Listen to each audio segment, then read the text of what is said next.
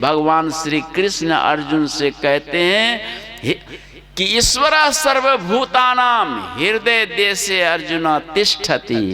हे अर्जुन, ईश्वर संपूर्ण भूत प्राणी में निहित है, युक्त है, उपहित है, लेकिन वह मिलेगा कहाँ? ये हृदय देश में मिलेगा। अंतःकरण में उसका साक्षात्कार होता है। अंतःकरण को दर्पण बताया गया है।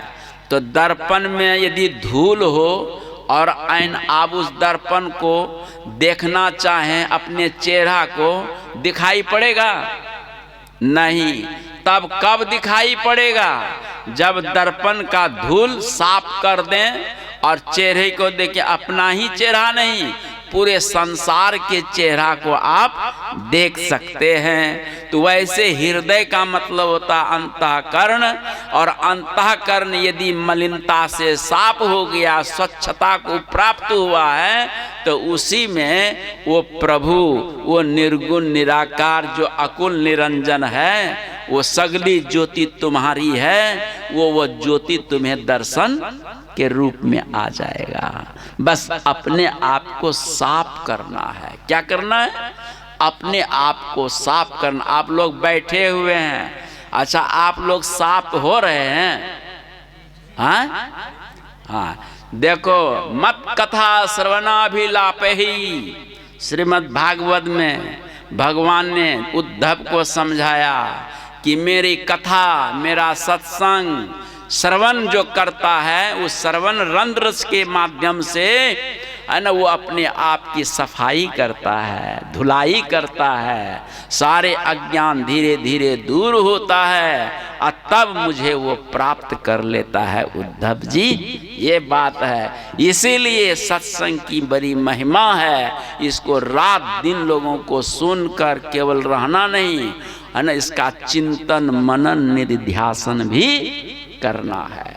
तबे चल करके आप अपने आप को सफाई कर सकते हैं, अन्यथा सफाई नहीं होगी। वो अनेक जन्मों का जंग लगा हुआ है, इसलिए अज्ञानी के लिए बहुत दूर है और ज्ञानी के लिए नजदीक है। अपने इतने नजदीक हैं, इतने नजदीक हैं कि उससे नजदीक कोई भी नहीं। न माँ है, न बाप है, न पत्नी है, न भाई बहन, दोस्त मित्र है, इतने वो नजदीक है। लेकिन नजदीक रह करके भी वो दिखाई, कारण क्या है बोलो तो?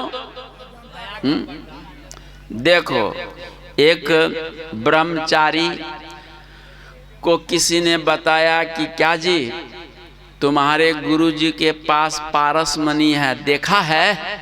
कहा कि नहीं, हमको तो आज तक पता नहीं कि मेरे गुरुजी के पास पारस मणि है। कहा अरे तुम्हारे ही गुरुजी के पास देख तो लेना चाहिए। उनको प्रेरणा मिली, अपने गुरुजी के पास आए। गुरुजी बड़े विरक्त थे और नदी के किनारे में रहते थे, झोपड़ी बनाकर। आए, साष्टांग दंडवत प्रणाम किया।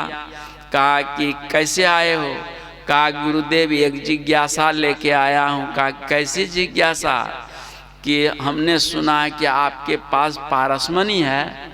कहा हाँ जी, मेरे पास पारस मणि है। कहा गुरुदेव, वही देखने के ख्याल से आया हूँ, वो कैसी है, दिखा दीजिए। कहा देखो, अभी हमको स्नान ध्यान का समय हो गया है, तुम धैर्य से बैठो, हम जो है जमुना जी से नहा के आते हैं, फिर तुमको अच्छी तरह से दिखा देंगे। वो कह के चले गए। अब चेला को इतना संतोष कहाँ, नरन।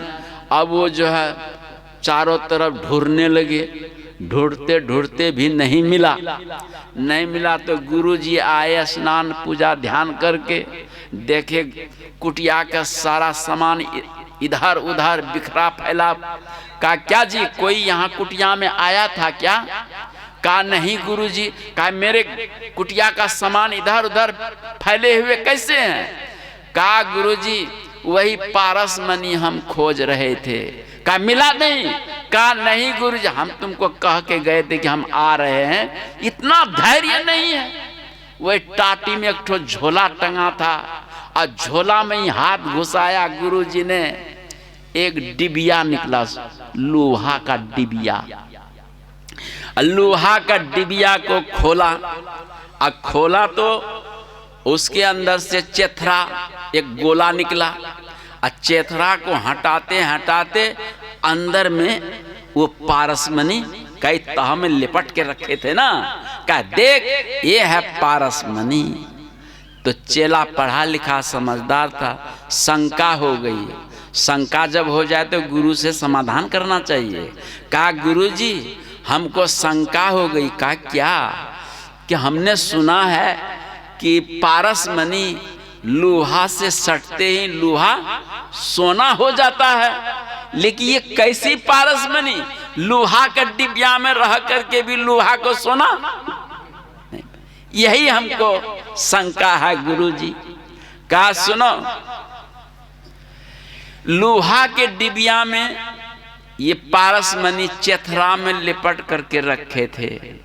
चेथरा ने लोहा से सटने नहीं दिया। देखिए पारसमणि और लोहा के बीच में कौन है व्यवधान? चेथरा है, वो कपड़ा है। यही कपड़ा ने व्यवधान कर रखा था। यदि इस कपड़ा नहीं रहता तो बेटा ये डिबिया लोहा नहीं सोना हो गया होता। तो बस यही समझना है। देखो ये शरीर ही लोहा का डिबिया है, ठीक है, और परमात्मा है पारसमणि, और जीव आत्मा है क्या है? लोहा, ठीक है। इस शरीर बॉडी के अंदर लोहा वो, और उन दोनों के बीच में अज्ञान, अविद्या, माया, आवरण, पट तेरे कुछ भी आप संतों ने पर्यायवाची बहुत से अर्थ दिए हैं। तो वो आवरण बीच में है, अज्ञान अविद्या पर्दा दोनों के बीच में, जीव आत्मा और परमात्मा के दोनों के बीच में रहने के कारण, इसलिए यह जीव लोहा का लोहा सोना आज तक बन नहीं पाया। जब हम गुरु की शरण में जाते हैं और गुरु से अपनी जिज्ञासा रखते हैं तो गुरु जी कहते हैं कि ठीक है तुम तो पारसमणि का ही स्वरूप हो, लेकिन लोहा बने हो वो अज्ञान के कारण। इसलिए बेटा ये भेद लो, ये जुक्ति लो।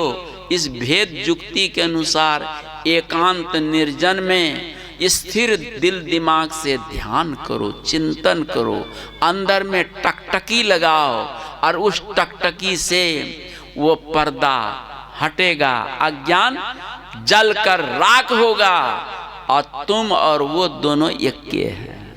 तुम दोनों यक्के हैं।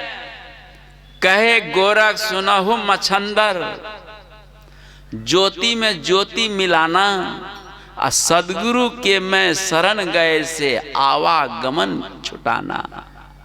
मतलब परमात्मा ज्योति और जीव आत्मा रूपी ज्योति दोनों एक के है, बस ज्योति मिल नहीं रही है। वो अज्ञान पर्दा वो दोनों को अलग कर रखा। बस अज्ञान को हटाने का नाम है ध्यान शिविर, अज्ञान को हटाने का नाम है सत्संग ज्ञान।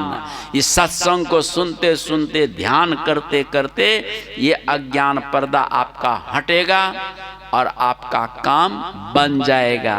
इसलिए का हिरण्मयेन पात्रेण सत्यस्य अपिहितं मुखम तत्त्वं पूषन् अपावृणु सत्य धर्माय दृष्टये। ये ईशावास्य उपनिषद में अंतिम श्लोक है। ये कहते हैं कोई साधक जिज्ञासु परमात्मा को पाने के लिए वो जब चलते हैं तो उस द्वार में जब पहुंचे हैं तो परमात्मा का द्वार हिरण्मय पात्र से ढका हुआ है। हिरण्मय शब्द का अर्थ होता है प्रकाश। हिरण्मय शब्द का अर्थ क्या होता है? प्रकाश। उस प्रकाश से वह ढका। जैसे हमको अभी आप लोग देख रहे हैं और हम टॉर्च मार दें, हमको आप देख पाएंगे? ये इतना तो समझ लीजिए उदाहरण में। तो प्रकाश से, तेजोमय प्रकाश से वो ढका हुआ है। तब वो साधक साधिका जिज्ञासु प्रार्थना करते हैं कि हे पूषण, हम आपके द्वार पर आए हैं, सत्य धर्म के लिए आए हैं, इसलिए हे प्रभु उस दरवाजे को खोल दो।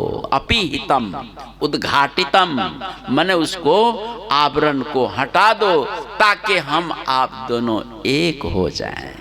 तो कहने का मेरा मतलब है कि प्रार्थना, नम्रता, विनय ये जीव में होना चाहिए। जब प्रार्थना, विनय, नम्रता, सरलता, सहजता जब आप में आएगी तब प्रभु वो द्वार को खोलता है, ऐसे नहीं खोलता है। वो अकड़ के रहिएगा, नहीं खोलेगा।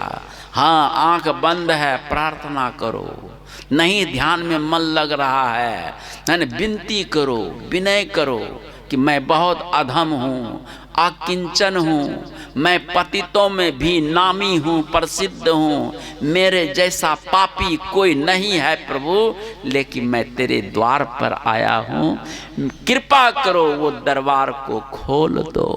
तो प्रभु की जब कृपा होती है तो दरवाजा खुल जाता है, फिर दोनों ज्योति में ज्योति एक हो जाता है। अंतः शरीरे ज्योतिर्मया शुभ्रम, नचिकेता को उपदेश दिया, ये अंतः शरीरे ज्योतिर्मयम शुभ्रम, इतना सुंदर है, इतना स्वच्छ है कि उनके जैसा स्वच्छ निर्मल तो कोई जगत में हो ही नहीं सकता। याद रखना। समय बहुत हो गया। बोलो श्री सद्गुरु महाराज की जय। फिर शाम को मिलेंगे।